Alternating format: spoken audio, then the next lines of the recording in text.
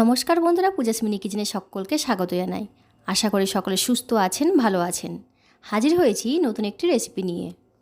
আমিষ দিনে বানিয়ে নিতে পারেন আমার মতো করে আলু সজনে ডাঁটা মাছ দিয়ে ঝোল। খেতে অসাধারণ লাগবে, আশা করি আপনাদেরও ভীষণ ভালো লাগবে। অনেকেই হয়তো এই রেসিপিটা অনেক রকমভাবে বানিয়েছেন, তবে এইভাবে একবার বানিয়ে দেখুন, ভীষণ ভালো লাগবে। চলুন শুরু করা যাক আজকের রেসিপি। আজকের রেসিপির জন্যে এখানে আমি 5 পিস পুকুরের জ্যান্ত তেলাপিয়া মাছ নিয়েছি। মাছগুলোর আঁশ ছাড়িয়ে ভালো করে ধুয়ে জল ঝারিয়ে নিয়েছি। এরপর মাছগুলোতে নুন হলুদ মাখিয়ে নেব। তার জন্য দিয়ে দিলাম পরিমাণ মতন নুন, সাথে দিয়ে দিচ্ছি পরিমাণ মতন হলুদ। দুটোকে একসাথে ভালো করে মাছের সাথে মাখিয়ে নেব। মাখিয়ে মাছগুলোকে ভেজে নেব। মাছগুলোতে নুন হলুদ মাখানো হয়ে গেছে। এবার আমি নিয়ে নিলাম 1 চামচ আদা বাটা। তার সাথে দিয়ে দিচ্ছি 2 চামচ হলুদ গুঁড়ো, দিচ্ছি 2 চামচ জিরের গুঁড়ো, দিচ্ছি সাথে 2 চামচ ধনিয়া গুঁড়ো আর পরিমাণ মতো নুন দিয়ে একটু জল দিয়ে মশলাটাকে ভিজিয়ে রাখবো। ভিজিয়ে একটা চামচ দিয়ে পেস্ট তৈরি করে রেখে দেবো। পেস্টটা রান্নাতে ব্যবহার করব। দিয়ে দিলাম 1 চামচ লঙ্কার গুঁড়ো। লঙ্কা গুঁড়োটা দিলাম বলে সেই জন্য আরও একটু অল্প জল দিয়ে দিলাম। দিয়ে আবারও ভালো করে নাড়িয়ে দিলাম। মশলার পেস্ট তৈরি হয়ে গেল। এবার আমি মাছগুলোকে ভেজে নেব। তার জন্য গ্যাসটা অন করে কড়াইটা বসিয়ে দিলাম। কড়াইটা গরম হতেই দিয়ে দিচ্ছি পরিমাণ মতন সর্ষে তেল। সর্ষে তেলটা দিয়ে খুন্তি দিয়ে ভালো করে কড়াইয়ের গায়ে মাখিয়ে নিলাম, যাতে মাছ ভাজার সময় যাতে না কড়াইতে লেগে যায়।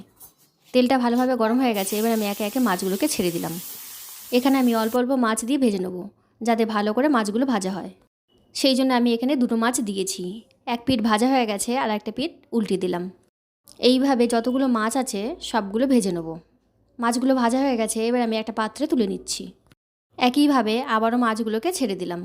এগুলোকে একইভাবে ছেড়ে ভালো করে ভাজা হয়ে গেছে। এবার তুলে নিচ্ছি। মাছগুলো তুলে ওই কড়াইতেই দিয়ে দিলাম পরিমাণ মতন সর্ষের তেল। সর্ষের তেলটা গরম হতেই এবার আমি আলুগুলোকে ভেজে নেব। তার জন্য দিয়ে দিলাম আলুগুলো। কিছুক্ষণ নাড়িয়ে আলুগুলোকে লাল লাল করে ভেজে তুলে নেব। কড়াইতে সব আলুগুলো দিয়ে দিয়েছি। উপর থেকে দিয়ে দিলাম অল্প নুন। নুনগুলো দিয়ে আবারও ভালো করে নাড়িয়ে দিলাম। নুনটা দিলে কি হয়, তাড়াতাড়ি আলুটা মজে যায়। আলুগুলো ভাজা হয়ে গেছে। এবার আমি একটা হাতা দিয়ে আলুগুলোকে তুলে নিচ্ছি। আলুগুলো তোলা হয়ে গেছে। এবার আমি ওই তেলেতেই দিয়ে দিচ্ছি 1/2 চামচ পাঁচফোড়ন। পাঁচফোড়নটা ফুটে উঠতেই দিয়ে দিলাম কুচিয়ে রাখা পেঁয়াজ। পেঁয়াজের সাথে দিয়ে দিলাম অল্প নুন। পেঁয়াজটাকে কিছুক্ষণ ধরে নাড়িয়ে লাল করে ভেজে নেব। পেঁয়াজটা কিছুক্ষণ ভাজা হতেই দিয়ে দিচ্ছি কুচিয়ে রাখা টমেটো। টমেটো কিছুক্ষণ ভেজে দিয়ে দিলাম ভিজিয়ে রাখা মশলা। মশলাটা দিয়ে খানিকক্ষণ ধরে কষিয়ে নেব। মশলা ততক্ষণ কষাবো যতক্ষণ না মশলা থেকে তেল ছেড়ে আসে। যে বাটিতে মশলা ছিল সেই বাটি করে দিয়ে দিলাম অল্প জল। সব একসাথে ভালো করে কষিয়ে নেব। যেসব বন্ধুরা আমাকে সাপোর্ট করছেন তাদেরকে অনেক ধন্যবাদ। আপনাদের একটা সাপোর্ট আমাকে আরও নতুন নতুন ভিডিও বানানোর ইচ্ছা জাগে তুলবে। আশা করি আপনারা আমার সাথে থাকবেন, পাশে থাকবেন।